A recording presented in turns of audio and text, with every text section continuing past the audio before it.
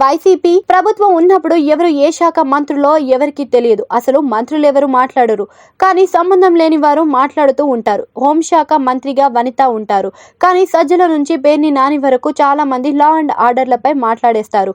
అసలు వనిత మాత్రం మాట్లాడారు. అలానే పోనీ వేరే శాఖలపై అయినా మాట్లాడతారా అంటే ఆమెకు ఆ యాక్సెసే ఉండదు. ఒక వనితే కాదు, డిప్యూటీ సీఎంలు ఎవరు తమ శాఖల గురించి మాట్లాడేవారు కాదు. నోరున్న కొంతమంది ఎంపిక చేసి వారికే ఏం మాట్లాడాలన్న దానిపై నోట్ పంపిస్తారు, వారు మాట్లాడేవారు.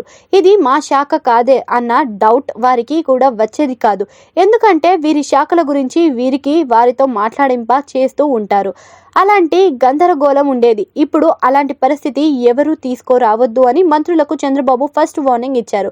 ఉచిత బస్సు పథకం గురించి మంత్రి అనగాని సత్యప్రసాద్ ట్వీట్ చేశారు.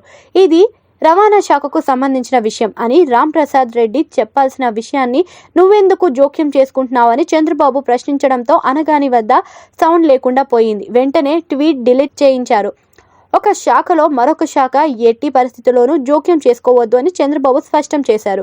ఇక ఎవరు మరొక శాఖలో జోక్యం చేసుకునే అవకాశం ఉండకపోవచ్చు.